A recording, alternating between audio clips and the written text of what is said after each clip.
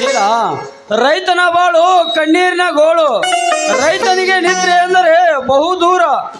Kennel ನೀರು ಇಲ್ಲದಾಗ bore ಶುರು ಮಾಡಿಕೊಂಡು ಬೆಳೆಗೆ ನೀರು ಉಣ್ಣಿಸಬೇಕಾದರೆ ಕರೆಂಟಿನ ಕಾಟ. ಅಂದ ಮೇಲೆ ರೈತ ಉದ್ಧಾರ ಆಗುವುದು ಕನಸಿನ ಮಾತು. ಶೀಲ, ಕನಸಿನ ಮಾತು. ಸ್ವಾಮಿ, ರೈತರ ಮಕ್ಕಳಿಗೆ ಸರಿಯಾದ ಸಮಯಕ್ಕೆ ಕರೆಂಟ್ ಕಿನಲು ನೀರು ಬಿಡಿಸಬೇಕೆಂದು ಓಟು ಪಡೆದುಕೊಂಡು ಹೋಗಿರ್ತಾರಲ್ಲ, ಆ ಸ್ವಾರ್ಥ ರಾಜಕಾರಣಿಗಳಿಗೆ ಅವರಿಗೆ ತಿಳಿಯೋದಿಲ್ಲವೇ? ಶೀಲ, ರಾಜಕಾರಣಿಗಳೆಂದರೆ 7 ಎಳೆಯ ಸರ್ಪವಿದ್ದಂತೆ. ರೈತರಿಂದ ಓಟು ಪಡೆದುಕೊಳ್ಳುವಾಗ ರೈತರಿಗೆ ತಮ್ಮ ಭುಜದ ಮೇಲೆ ಹೊತ್ತುಕೊಂಡು ತಿರುಗಾಡುತ್ತಾರೆ. ರೈತರಿಗೆ, ಪ್ರಜಾಜನತೆಗೆ ಇಲ್ಲ ಸಲ್ಲದ ಭರವಸೆಗಳ ಆ ಪೂರವನ್ನೇ ಅವರ ಕಿವಿಯಲ್ಲಿ ತುಂಬಿ ಓಟು ಪಡೆದುಕೊಂಡು ಭಾರೀ ಅಂತರದಿಂದ ಆರಿಸಿ ಬಂದು ರೈತನ ಹೆಸರಿನಲ್ಲಿ ಪ್ರಮಾಣ ವಚನ ಮಾಡಿ ಮಂತ್ರಿಯಾದ ಮೇಲೆ ರೈತರನ್ನು ಮರೆತು ತಮ್ಮ ಸ್ವಾರ್ಥದ ಒಡಲನ್ನು ತುಂಬಿಕೊಳ್ಳುವ ರಾಜಕಾರಣಿಗಳು ಗ್ರಾಮ ಪಂಚಾಯತ್ನಿಂದ ಹಿಡಿದು ಪಾರ್ಲಿಮೆಂಟ್ವರೆಗೂ ಪಾಪದ ರಾಜಕಾರಣಿಗಳು ತುಂಬಿಕೊಂಡಿರುವಾಗ ಇನ್ನು ರೈತನ ಕಷ್ಟ ನಷ್ಟಗಳನ್ನು ವಿಚಾರ ಮಾಡುವ ಮಾತು ಎಲ್ಲಿಂದ ಬಂತು? ಶೀಲ, ಹೋಗಲಿ ಬಿಡಿ ಸ್ವಾಮಿ, ಆ ಸ್ವಾರ್ಥದ ರಾಜಕಾರಣಿಗಳಿಗೆ ಆ ದೇವರು ಶಿಕ್ಷೆ ಕೊಟ್ಟೇ ಕೊಡುತ್ತಾನೆ. ಶೀಲ, ರಾಜಕಾರಣಿಗಳಿಗೆ ಆ ದೇವರ ಭಯ ಎಂದೂ ಇಲ್ಲ. ನಡಿ, ಹೊಟ್ಟೆ ತುಂಬಾ ಹಸಿದಿದೆ. ನಡಿ ಮಾರೈತಿ.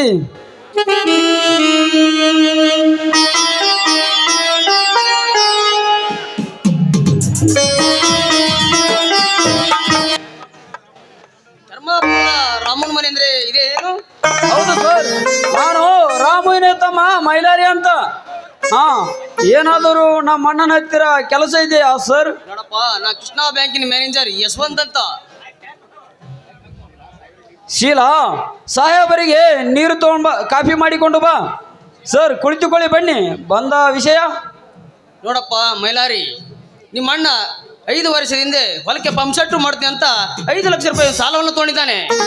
ಸರ್, ನೀವು ಯಾವ ರಾಮುವಿನ ಬಗ್ಗೆ ಹೇಳ್ತಾ ಇದ್ದೀರಿ? ನಮ್ಮ ಅಣ್ಣ ಇಷ್ಟೊಂದು ಸಾಲ ಯಾವ ಬ್ಯಾಂಕಿನಲ್ಲಿಯೂ ಮಾಡಿಲ್ಲ.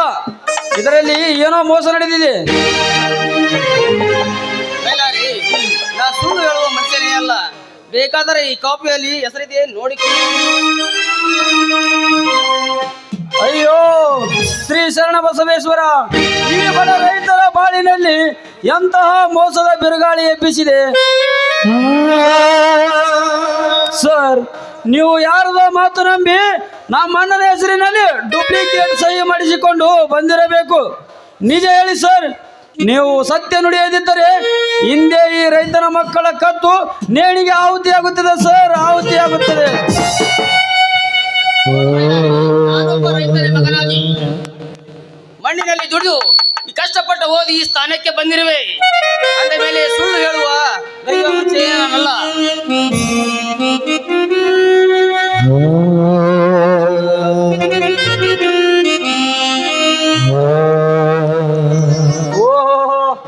ಬ್ಯಾಂಕ್ ಮ್ಯಾನೇಜರ್ ಸರ್, ಅಪರೂಪಕ್ಕೆ ಈ ಬಡ ರೈತರ ಮನೆಗೆ ನಿಮ್ಮ ಆಗಮನ. ನೋಡಪ್ಪ ರಾಮು, ನೀನು ನಿನ್ನ ಗೆಳೆಯ ಹೊಲಕ್ಕೆ ಪಂಪ್ ಸೆಟ್ ಮಾಡ್ತೀನಿ ಅಂತ ಸಾಲ ತಗೊಂಡಿದ್ದು ನೆನಪಿಲ್ಲವೇ? ಹೌದು ಸರ್, ಸಾಲ ತೆಗೆದುಕೊಂಡಿದ್ದು ನಿಜ. ಆದರೆ ಆ ಸಾಲವನ್ನು ನನ್ನ ಗೆಳೆಯ ತೀರಿಸಲಿಲ್ಲವೇ ಸರ್? ನೋಡಪ್ಪ ರಾಮು, ನಿನ್ನ ಗೆಳೆಯ ಸಾಲ ತೀರಿಸಿದ್ರೆ ನಿನ್ನ ಮನೆಗೆ ಬರೋದು ಜರುತ್ತೇ ಇರುತ್ತಿದ್ದಿಲ್ಲ ಅಂತ. ರಾಮು, ಸಾಲ ಎಂದು ತೀರಿಸ್ತಿರುವೆ?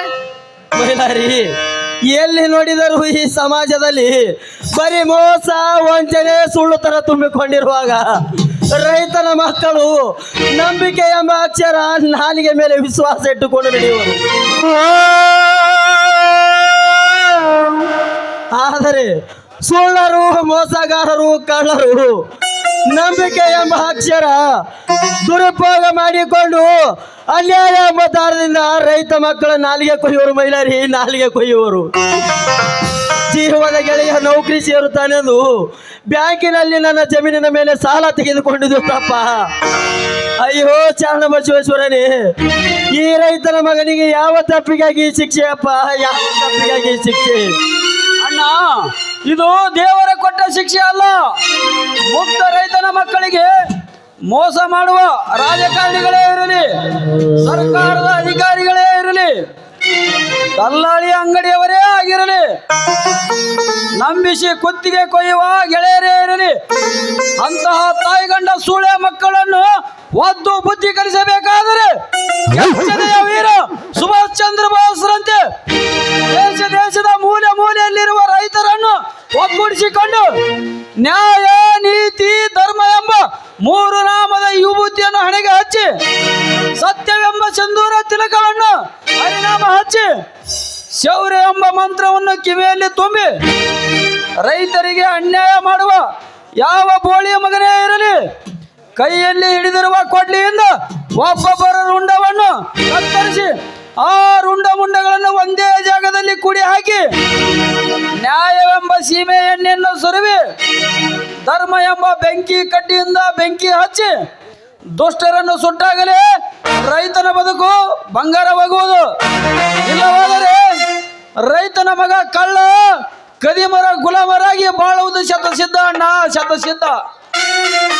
ರಾಮು, ಮೈಲಾರಿ ನುಡಿಯುವುದು ಸತ್ಯ, ಸತ್ಯ ಧರ್ಮ ಸಂಕೇತವಾದ ಬಹಳ ಬೀಸಿದ ಕೊಡಲಿಯಿಂದ ಅಂತೆ ಆಡಿದಾಗಲೇ ರೈತನ ಬಾಳು ಬಂಗಾರ ಹೋಗೋದು. ರಾಮು, ಸಾಲ ಎಂದು ಕೊಡುವೆ? ಸರ್, ಮಾಡಿದ ತಪ್ಪಿಗಾಗಿ ಇದ್ದ 3 ಎಕರೆ ಜಮೀನನ್ನು ಯಾರಿಗಾದರೂ ಬಡ್ಡಿಯಲ್ಲಿ ಹಾಕಿ ನಿಮ್ಮ ಹಣ ತಂದು ಕೊಡುತ್ತೇನೆ ಸರ್. ನೋಡು ರಾಮು, ನಿನ್ನ ತೋಟವನ್ನು ಯಾರಿಗೆ ಒತ್ತಿ ಹಾಕುವುದು ಬೇಡ. ನಿನ್ನ ಕಣ್ಣೀರು ನೋಡಿ ನನ್ನ ಮನಸ್ಸಿಗೆ ಬಹಳ ನೋವಾಗುವುದು. ಅಂದ ಮೇಲೆ ನಿನ್ನ ಸಾಲಕ್ಕೆ 2 ಲಕ್ಷ ರೂಪಾಯಿಯನ್ನು ನಾನೇ ತುಂಬುತ್ತೇನೆ. ಮುಂದೆ ಬೆಲೆ ಬಂದ ಮೇಲೆ ನನ್ನ ಸಾಲವನ್ನು ಮುಟ್ಟಿಸು. ಸರ್, ನೀವು ನಿಜವಾಗಿಯೂ ದೇವಮಾನವರು ಸರ್, ದೇವಮಾನವರು. ಬರಿದಾದ ಬಡ ರೈತನ ಬಾಳಿಗೆ ಬೆಳಕು ನೀಡಿದ ರವಿ ತೇಜ ನೀವು. ನಾನು ಉಸಿರಿರುವವರೆಗೂ ಈ ನಿಮ್ಮ ಉಪಕಾರವನ್ನು ಎಂದು ಮರೆಯೋದಿಲ್ಲ ಸರ್, ಮರೆಯೋದಿಲ್ಲ. ಸರ್, ಬಾಯಿ ಸತ್ತ ಮೂಕ ಬಸವನ್ನ ನಾನು ಸುಲಿದುಕೊಂಡು ಕಟಕರು ತಿನ್ನುವಂತೆ ಬಾಯಿ ಸತ್ತ ರೈತರ ಮಕ್ಕಳನ್ನು ಕತ್ತರಿಸಿಕೊಂಡು ತಿನ್ನುವ ನರಭಕ್ಷಕರು ತುಂಬಿಕೊಂಡಿದ್ದಾರೆ.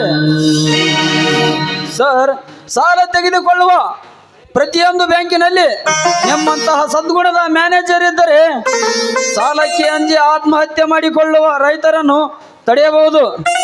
ಸರ್, ಈ ನಿಮ್ಮ ಸಹಾಯವನ್ನು ನಾನು ಎಂದಿಗೂ ಮರೆಯೋದಿಲ್ಲ ಸರ್, ಎಂದಿಗೂ ಮರೆಯೋದಿಲ್ಲ. ನೋಡು ಬೈಲಾರಿ, ಇದರಲ್ಲಿ ಸಾಯದ ಪ್ರಶ್ನೆವೇನು ಬತ್ತು? ಕೋಟಿ ವಿದ್ಯೆಗಿಂತ ಮೇಟಿ ವಿದ್ಯೆ ಓದು. ಕಷ್ಟಪಟ್ಟು ಭೂಮಿಯಲ್ಲಿ ದುಡಿದು ಓದಿದವನಿಗೆ ಗೊತ್ತು ರೈತ ಕಷ್ಟ ನಷ್ಟಗಳನ್ನು. ರಾಮು, ಬೈಲಾರಿ, ನಾನು ಹೋಗಿ ಬರ್ತೇನೆ. ಆಯ್ತು ಸರ್.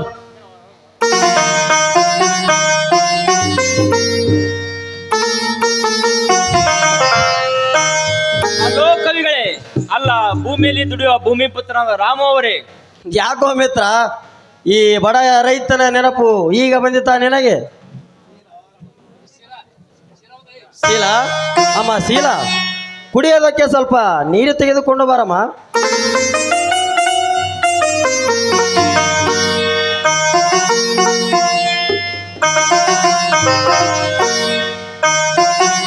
ನೀರು ತೆಗೆದುಕೊಳ್ಳಿ ಮಾವ.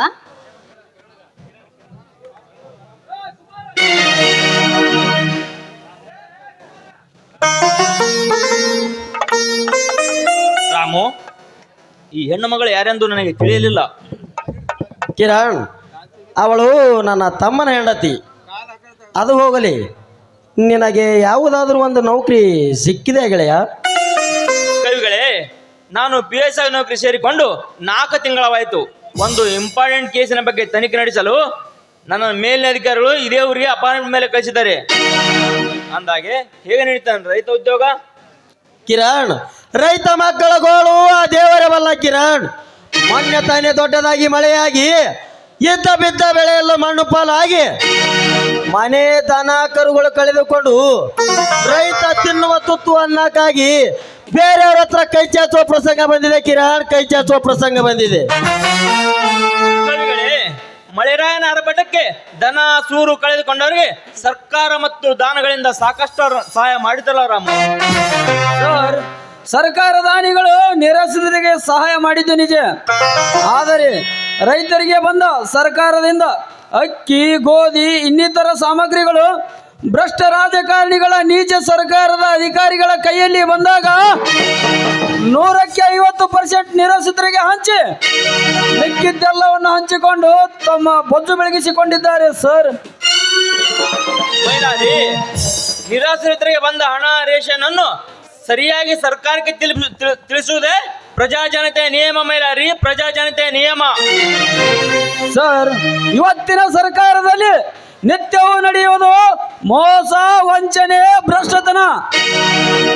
ಒಬ್ಬ ರೈತನ ಮಗ ಹಳ್ಳಿಯಲ್ಲಿ ಹುಟ್ಟಿ ಹಳ್ಳಿಯಲ್ಲಿಯೇ ಚೆನ್ನಾಗಿ ವಿದ್ಯಾಭ್ಯಾಸ ಮಾಡಿ ರ್ಯಾಂಕಿನಲ್ಲಿ ಪಾಸ್ ಆದರೂ ಸರ್ಕಾರಿ ನೌಕರಿ ಮಾಡಲು ಲಂಚ ಕೇಳುತ್ತಾರೆ. ರೈತ ತನ್ನ ಹೊಲದ ಉದಾರ ತೆಗೆಸಿಕೊಳ್ಳಬೇಕಾದರೂ ತಲಾಟಿಗಳಿಗೆ ಲಂಚ ಕೊಡಬೇಕು. ಕೃಷಿ ಪತ್ತಿನ ಬ್ಯಾಂಕಿನಲ್ಲಿ ಸಬ್ಸಿಡಿ ಬೀಜ ಗೊಬ್ಬರ ತೆಗೆದುಕೊಳ್ಳಬೇಕಾದರೂ ಅಲ್ಲಿಯೂ ಲಂಚ ಕೊಡಬೇಕು. ಬಡ ರೈತನ ಹೆಂಡತಿಗೆ ಹೆರಿಗೆ ನೋವು ಬಂದು ಸರ್ಕಾರಿ ಆಸ್ಪತ್ರೆಗೆ ಒಳಗೆ ಕರೆದುಕೊಂಡು ಹೋಗಬೇಕಾದರೆ ಅಲ್ಲಿಯೂ ಲಂಚ ಕೊಡಬೇಕು. ಬಡ ಜನರಿಗೆ ಸರ್ಕಾರದಿಂದ ಬಂದ ಆಶ್ರಯ ಮನೆಯನ್ನು ಕಟ್ಟಿಸಿಕೊಡಬೇಕೆಂದರೆ ಗ್ರಾಮ ಪಂಚಾಯತ್ ಅಧ್ಯಕ್ಷರು, ಪಿಡಿಯರು ಲಂಚ ಕೇಳುತ್ತಾರೆ. ರೈತರಿಗೆ ಅನ್ಯಾಯ ಮಾಡುವ ಸರ್ಕಾರದ ಅಧಿಕಾರಿಗಳು, ರಾಜಕಾರಣಿಗಳು ಲಂಚ ಕೇಳುತ್ತಾರೆ ಎಂದು ಪೊಲೀಸ್ ಸ್ಟೇಷನ್ಗೆ ಕಂಪ್ಲೇಂಟ್ ಕೊಡಲು ಹೋದರೆ ಅಲ್ಲಿಯೂ ಲಂಚ ಕೇಳುತ್ತಾರೆ. ಸರ್, ಲಂಚ ಲಂಚ ಎಂದು ರೈತರನ್ನು ಹರಿದು ತಿನ್ನುವ ಸೂಳೆ ಮಕ್ಕಳನ್ನು ಇಂಚಿಂಚಾಗಿ ಕತ್ತರಿಸಬೇಕು. ಅಂದಾಗಲೇ ರೈತನ ಬದುಕು ಹಸನಾಗುವುದು. ಇಲ್ಲವಾದರೆ ಈ ದೇಶದಲ್ಲಿ ಹಣ್ಣು ತಿನ್ನುವರು ಹಣ್ಣು ತಿನ್ನುತ್ತಾರೆ, ಮಣ್ಣು ತಿನ್ನುವರು ಮಣ್ಣು ತಿನ್ನಬೇಕಾಗುತ್ತದೆ. ಸರ್, ಕಿರಣ್, ನೀನೊಬ್ಬ ಸತ್ಯ, ನ್ಯಾಯ, ನೀತಿಯವ ತ್ರಿದಳ ಚಕ್ರವನ್ನು ಎದೆಯ ಮೇಲೆ ಹಾಕಿಸಿಕೊಂಡಿರುವ ಸರ್ಕಾರದ ಸಿಂಹ. ರೈತರಿಗೆ ಮೋಸದಿಂದ ಮಾಲನ್ನು ಖರೀದಿಸಿ ಸರ್ಕಾರದಿಂದ ಪಾಸ್ಪೋರ್ಟ್ ತೆಗೆಸಿಕೊಂಡು ಹೊರದೇಶದವರಿಗೆ ಕೋಟಿ ರೂಪಾಯಿ ಹಣೆಗೆ ಮಾರುವ ದಲ್ಲಾಳಿ ಅಂಗಡಿಯ ಮಾಲೀಕರನ್ನು ಸೆರೆ ಹಿಡಿದು ಅವರಿಗೆ ಶಿಕ್ಷೆ ಕೊಡುವ ರುದ್ರನಾಗ ನೀನಾಗಬೇಕು. ಎತ್ತ ತಾಯಿಗೆ ದ್ರೋಹ ಬಗೆಯುವ ರಾಜಕಾರಣಿಗಳೇ ಇರಲಿ, ಭ್ರಷ್ಟಾಧಿಕಾರಿಗಳೇ ಇರಲಿ, ಅಂತವರ ಪಾಲಿಗೆ ಅವತಾರ ಪುರುಷ ನೀನಾಗಿ ವಿಧಾನಸೌಧದಲ್ಲಿ ರೈತರ ಹಸಿರು ಕ್ರಾಂತಿ ದೀಪವನ್ನು ಆರದ ನಂದಾ ಜ್ಯೋತಿಯನ್ನಾಗಿ ಬೆಳಗಿಸುವ ಆಶಾ ಕಿರಣ ನೀನಾಗಬೇಕು. ಮಿತ್ರ, ರೈತರಿಗೆ ಬಡವರಿಗೆ ಅನ್ಯಾಯ ಮಾಡೋ ಯಾವ ವ್ಯಕ್ತಿಯೇ ಇರಲಿ, ರಾಜಕಾರಣಿ ಇರಲಿ, ನಮ್ಮ ಪೊಲೀಸ್ ಡಿಪಾರ್ಟ್ಮೆಂಟ್ನವರೇ ಇರಲಿ, ಅಂತ ನೀಚರಿಗೆ ಅಂಜದೆ ಅಳಕದೆ ಟಂಕ ಕಟ್ಟಿ ರೈತರು ಬಡವರು ನೆಮ್ಮದಿಯಿಂದ ಊಟ ಮಾಡುವಂತೆ ಮಾಡುವುದೇ ಈ ನನ್ನ ಗುರಿ. ಕಿರಣ್, ನೀನು ಸಾಧಿಸುವ ಈ ಸಾಧನೆಗೆ ನನ್ನ ಸಹಾಯ ಎಂದಿಗೂ ಇರುತ್ತದೆ. ಕಿರಣ್, ಈ ಬಡವನ ಮನೆಯಲ್ಲಿ ಊಟ ಮಾಡಿಕೊಂಡೇ ಹೋಗಬೇಕು.